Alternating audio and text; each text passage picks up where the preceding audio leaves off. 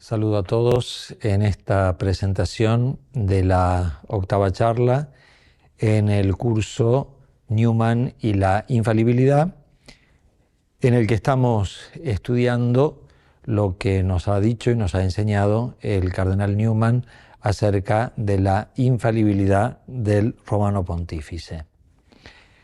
Newman encara directamente la actuación, el desarrollo del Concilio Vaticano I. Y él nos dice que este tema tiene una dimensión personal, ya que se hicieron muchos comentarios en Inglaterra sobre el abandono de la Iglesia por parte de Newman. Muchos decían que las definiciones del Concilio Vaticano I empujaban a Newman a abandonar la Iglesia Católica a la que él había entrado en el año 1845 y ahora estamos en el año 1869-1870, los años del Concilio Vaticano I.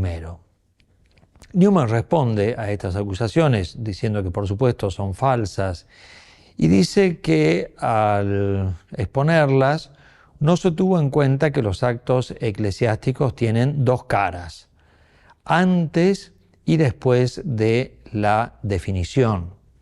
Con esto Newman también se presentaba personalmente porque él había sido contrario a la definición de la infalibilidad pontificia.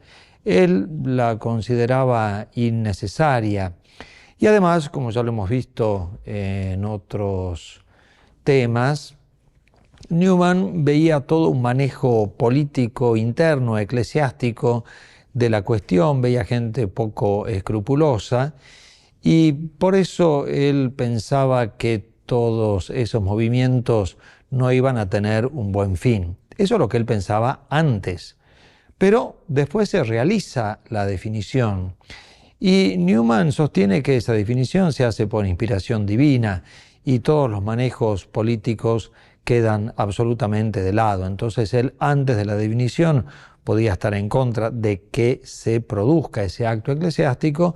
Después del acto eclesiástico, él está totalmente de acuerdo. Él veía dureza y crueldad en medios de comunicación que decían estar del lado católico, pero que finalmente no le hacían ningún favor a la causa católica. Él decía que no iba a creer en la infalibilidad pontificia hasta que ésta se definiera. Por eso Newman aguarda esa decisión. En el medio se publica una carta que era privada a su obispo, pero que lamentablemente pasó a la prensa, donde él explicaba todas estas cosas. Recordemos que Newman hace todo este planteo respondiendo a las acusaciones del que había sido primer ministro inglés, Mr. Gladstone, que apelaba a la autoridad de la historia para ponerse en contra de la infalibilidad.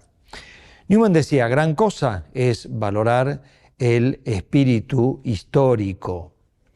La Iglesia, que es divina y es de institución divina, tiene su historia y toda esa historia es obra divina porque Dios ha actuado en ella. Pero, dice Newman, no todos leen correctamente las páginas de esta historia y muchos la leen quizás inclinándola hacia lo que son sus puntos de vista y no son fieles a la verdad histórica. De todas maneras, como dice Newman, los dogmas no se definen por la evidencia histórica. Los dogmas se definen por una intervención sobrenatural de Dios en la actividad, en la acción de la jerarquía de la Iglesia.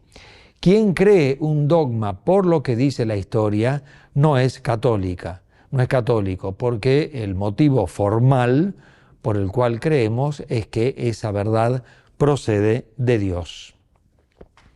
Y justamente teniendo en cuenta el tema de la historia, Newman vuelve a repetir aquí lo que ha sido una gran doctrina suya, la doctrina del desarrollo de la doctrina cristiana, a lo que él dedicó un libro importantísimo con el cual él se convirtió. Y siguiendo con su pensamiento, dice que hay verdades que no están en la superficie del depósito revelado, están dentro. Basta que alguien las saque a la luz, que se desarrollen. Por eso no son estrictamente verdades nuevas, sino verdades ocultas, verdades implícitas que se tienen que hacer explícitas. Esas verdades llegan a ser propuestas por el magisterio de la Iglesia como verdad de fe.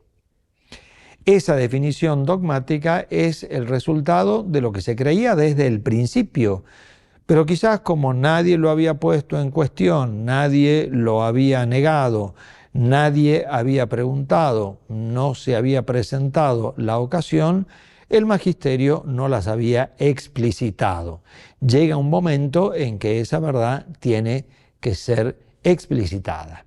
Esta evolución dogmática, esta evolución del dogma, es decir, sacar a la luz lo que estaba contenido desde el principio, ha sido siempre práctica de la Iglesia. Y él lo incluye como uno de los 10 principios del cristianismo. Yendo en concreto al documento del Concilio Vaticano I, la Pastor Aeternum, nos recuerda que pone especial énfasis en el testimonio de la Sagrada Escritura. Es decir, la Pastor Aeternum quiere poner de manifiesto que la doctrina que está enseñando no es una doctrina nueva, tiene su antecedente en la Sagrada Escritura, en la tradición, en los doctores de la Iglesia y en lo que ha ido enseñando el magisterio hasta ese momento. Pero pone un especial énfasis en lo que dice la Sagrada Escritura, ya sea el Evangelio de San Mateo, tú eres Pedro y sobre esta piedra edificaré mi iglesia, y lo que sigue, el Evangelio de Lucas, tú una vez confirmado, ve y confirma a tus hermanos, y el Evangelio de Juan, donde le pide a Pedro esa triple profesión de amor para contrarrestar su triple negación. Pedro, me amas, apacienta mis ovejas. Por lo tanto, dice Newman, tenemos que tener presente este modo de argumentar porque también lo han tenido incluso los anglicanos.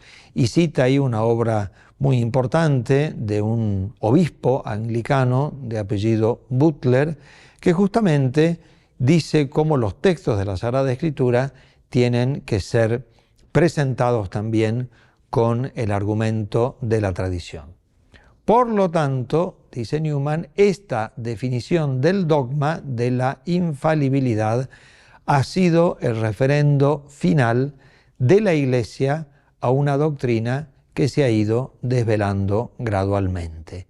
Y eso no incluye ninguna problemática. Lejos de alejarse de la historia del cristianismo, justamente la confirma. Y Newman, siempre tan completo, dice eso recordando también la intervención divina.